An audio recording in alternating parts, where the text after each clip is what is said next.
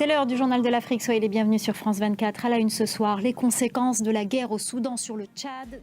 On vous parle ce soir de la situation à la frontière entre le Tchad et le Soudan. Depuis plus de 2 mois, le Soudan est ravagé par une guerre. Les Soudanais tentent tant bien que mal de fuir vers les pays voisins, ce qui n'est pas sans conséquences. Et l'inquiétude a gagné le Tchad. On en parle tout de suite avec notre correspondant Mamadou Djitambe. Merci d'être avec nous sur ce plateau. Alors, tout d'abord, vous vous êtes rendu à la frontière, dans la ville de Kouffroun, à la frontière avec le Soudan.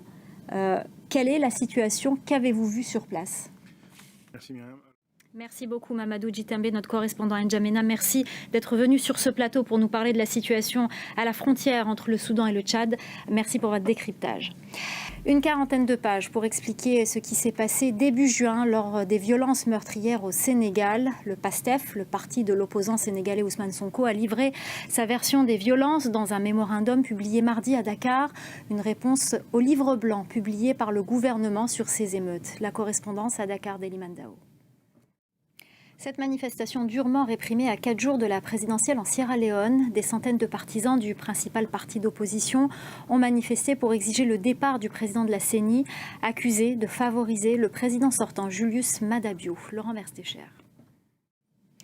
On part à présent en République démocratique du Congo où les ennuis judiciaires ne sont pas terminés pour l'ancien Premier ministre Matata Ponyo Mapon.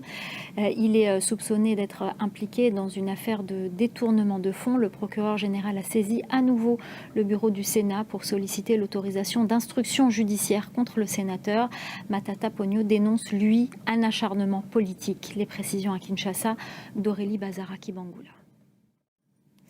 À Madagascar, des documents divulgués sur les réseaux sociaux et aux journalistes il y a une semaine révèlent que le président Andy Razouel a la nationalité française depuis 2014. Une révélation qui fait scandale car selon le code de nationalité malgache, si un malgache adulte acquiert volontairement une autre nationalité, il perd de facto la nationalité malgache.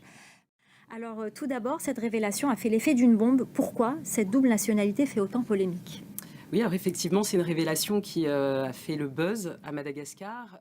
Merci beaucoup Gaëlle Borgia pour votre éclairage sur cette polémique à Madagascar.